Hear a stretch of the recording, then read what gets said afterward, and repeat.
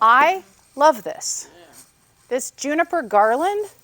Okay, so this would be pretty just like this. Just put it to the left and right of my door. Done. I think it's stunning. So when I saw that back there, I'm like, oh, cool. What can I do with this? Okay. So clearly it's a little bit long, but if you did it for the side of a door, let's leave it like that. And then I saw this. And I saw, oh, that's so cool. Now, this is going to be something I'm going to have to layer, but I don't want to cover this up. But I also want to give it a little bit of a shine. So this is that same garland. So I'm like, how does this all come together as one piece?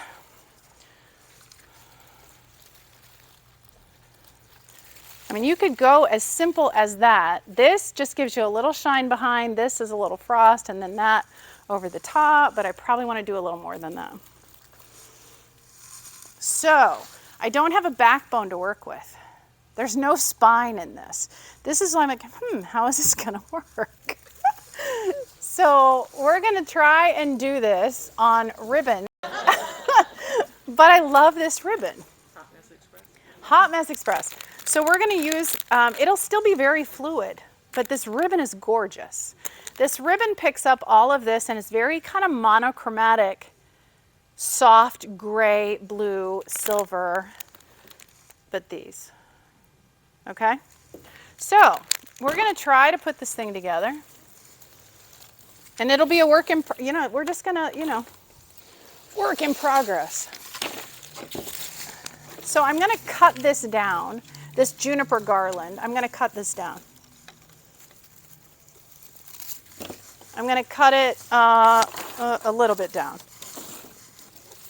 it 6 feet or 9? It's long. It's long. 6-ish. 6-ish. But the tag will say 9. But the tag will say 12. Right? Okay. So this will be fun, and if I can do this without a tangled mess, even better. Okay. So the first thing I'm going to do is attach these two together. So I'm just going to take a piece of bind wire and attach them together. Cut off the tags. And I want them both to show, so the best way to have both of them show is just to wrap them around each other.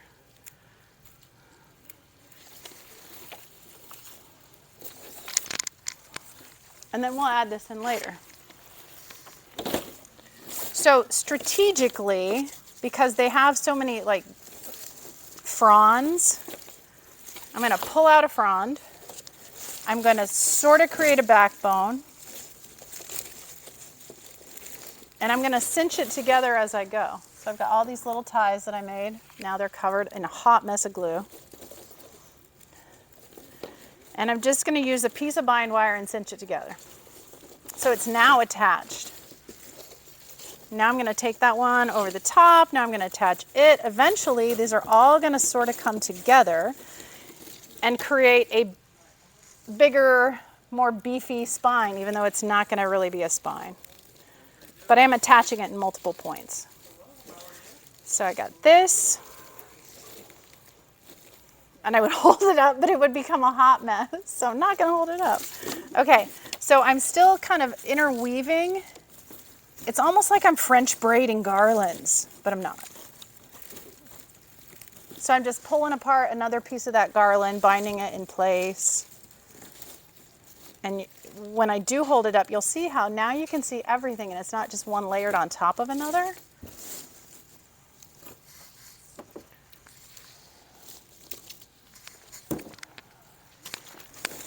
Since that garland is not as long as this garland, and I'm still going to trim it a little bit, but I don't necessarily want to trim all of it. I mean, cut it way down. So I'm just going to take that extra piece and wire it in.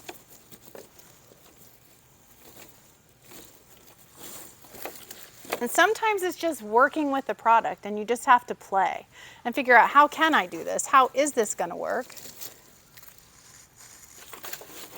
And then we're going to layer this back in, moving some of the juniper fronds aside. and then just piece this together. See, this is the one who's exploratory designing. Exploratory designing is good. We had a lot of exploratory designing during COVID. So when COVID hit, we had no flower shipments coming in for what, 2 weeks, 3 weeks? We had no flower shipments coming in. So we were left with what we had in the coolers and what we had in our greenhouses, which were, you know, I don't know how many thousands of plants we had in the greenhouses. So finally, when I went back, 2 weeks I worked at home. When I went back to the shop, we were doing funerals, sympathy, weren't doing any other deliveries, but if it had white lilies, it got an Easter lily in it. Because we had Easter lilies, because it was right before Easter. We had a greenhouse full of them.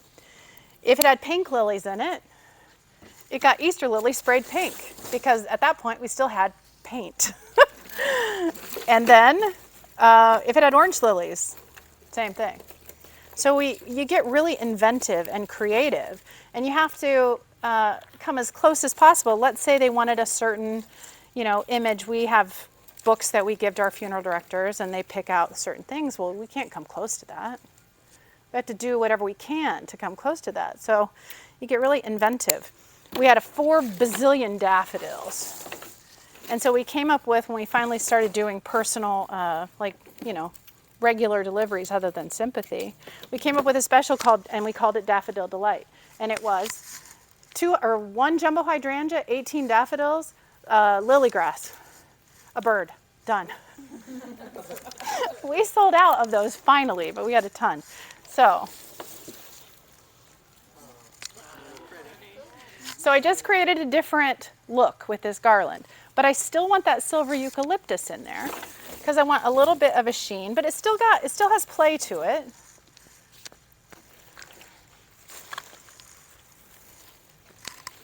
But I don't want to cover up the juniper, so I'm going to layer this on top, do the same thing, bind it in at the top, and then pull pieces through and continue to bind it. And then we're going to figure out what to do with that ribbon because I love it. I know what I'm going to do with the magnolia. Those are going to be my focal, kind of at the top. So now I've got this eucalyptus garland, and I'm doing the same thing, just attaching it here and there all the way down. Little pieces.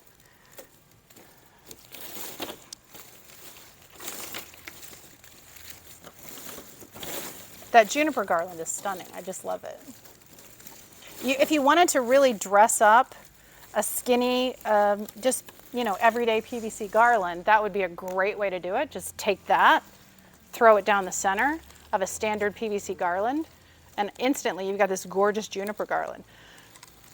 Honestly, I would probably use this cut up and put picks on it and use it in fresh, because juniper, let's face it, most of the time is not attractive. It's just not. Unless it's like super, super fresh. But most of the time, it just has this funky color to it. It makes everything around it look dead.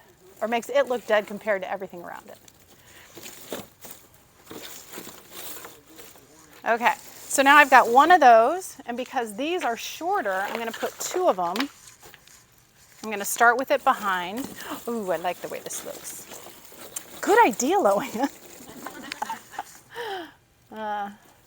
You can picture it in your head, and then sometimes when it comes to the actual putting it together, you're like, I don't know. But this is better than I could have hoped. What other ones? The silvery one that's in there, not the eucalyptus, but the other. This one? That's back there in that same neck of the woods. Over there? Yeah. It's all back on that back wall.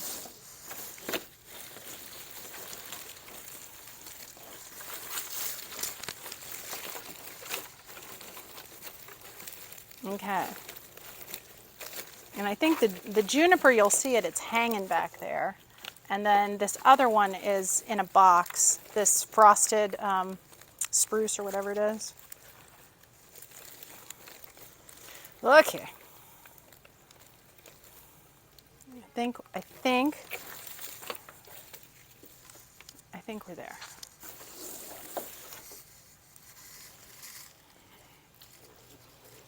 And if I wanted to trim, I can still strategically trim out.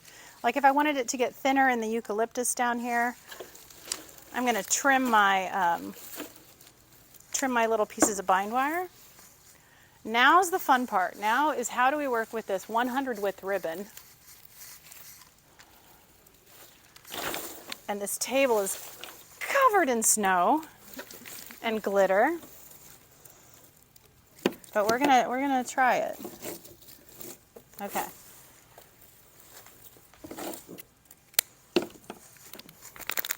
Because this is a really gorgeous, like, men's tweed jacket if you were a golfer. I don't know. I like the black back. Yes. And so with this, I mean, it pulls in. It's got that blue shade that's in there. Oh, just so nice. So I am going to...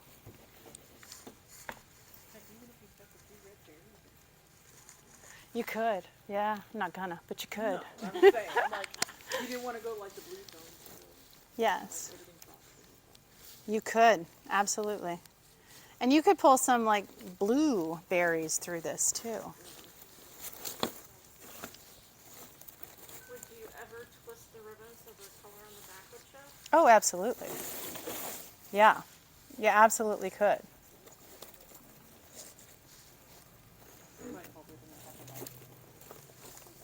It's a really pretty ribbon. You don't mind looking at the back side of it. You know, Yes, no, and but it's that one very actually finished. looks like it's two-sided. So let's do that.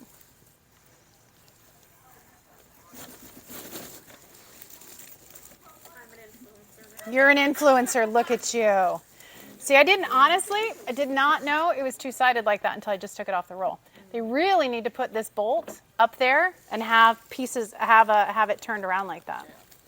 Because it is very pretty. Yeah, when I was in design school, again, in Chicago, they told us, you had regular acetate ribbon, just regular acetate ribbon. And they said, don't use the shiny side because cheap linings are shiny. Use the back side of the ribbon. So I would, for the longest time, I would flip over my ribbon and it got so, yeah, I preferred the back side of the ribbon because it was like, ooh, that's cheap, that's shiny. Yeah. So if you ever need a more soft, kind of grosgrainy looking, ribbon, just turn over that cheap acetate ribbon to the back side. I think only like if you have a pretty ribbon, like the white ribbon stuff like that, but the back side doesn't look so pretty, they get a cheaper ribbon and just put it all at the same time on the back side, so it's pretty ribbon on the back. And then you can double side it. I learned a lot from you today, Loann. One of the things I've learned is that you are very resourceful at conserving. And I love that. Like, I would have thought I would have needed that in this book no matter how long it was. You would use what? The whole garden, the whole cliff, or whatever. Oh, yeah. And so, I love that you don't always do that. You find Yeah. ways I mean, there's a time when you have to. Like, you want to do that long drapey thing. Yeah, go ahead. But a lot of it doesn't call for that. And then what do you do with the rest of it? Well, immediately, if you can use it, then fantastic. This is like collaborative design, right? You know those twigs you've been putting in those roots? That's nice. Let's take down that seam. Yeah, adding a hint of a brown down here. And then, of course, if we did add like that natural twig down here, I'd want to repeat it with something. I don't know that the ribbon would be enough to repeat it, but something else would be nice to just repeat that. Otherwise, you would focus on something else like brown, chocolate, whatever. So you could do natural twigs and the viney twigs. As long as you repeated that element, absolutely, that would definitely work. That's like, you can make anything work together. You could put chartreuse green in this if you wanted to, if you repeat it well. There's this really pretty hydrangea. I'm actually going to use two of them in a simple silk piece, table center piece in the last segment. And they're like blue, green, lime, whatever. Very cool. Yeah, Yeah, those, if you added these into that and then added something else, you could totally change the color palette of this. I mean, just the base of one, put that in front of it. Yes. Okay. So we're coming to the end of this experiment.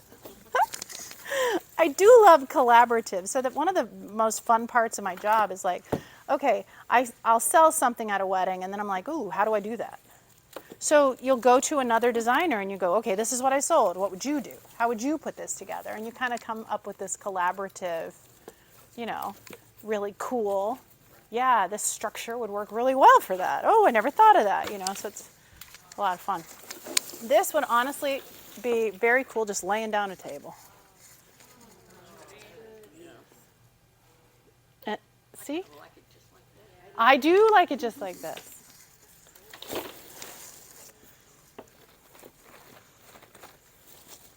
I'm going to add in just 3 of these Magnolia, kind of at strategic points, but where I want to add them in is kind of where that ribbon is inverted so it really shows off.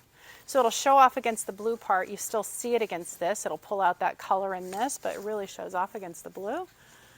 So we'll glue in 3 of these. And if this were laying down a table, I'd probably equally space them. If this were hanging on a door, I'd probably do... So we really need to decide where it's going to go. So I'm going to say it's going to hang on the side of my door. And I'm going to put one right there against that blue.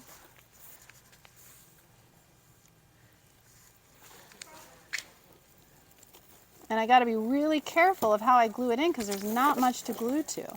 So sometimes I'm going to have to pull some stuff around and smush it together and say, glue, stay.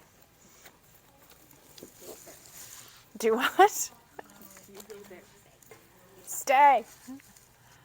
Okay. Or yeah, I've done that before. I've done that before. I have glued things to the table. This is where you go. Done it. So we have greenhouses and we have these greenhouse tables. So our garden center becomes Christmas land, and we will design out there. And so sometimes you'll be doing long garlands on these tables, and you'll go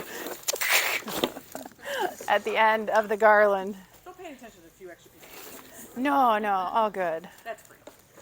Okay, so I'm going to space this out a little bit. So I've got 2 a little closer together, 1 a little bit further down. And because that ribbon flips every time, and then I'm just like smushing the stuff around the back of it.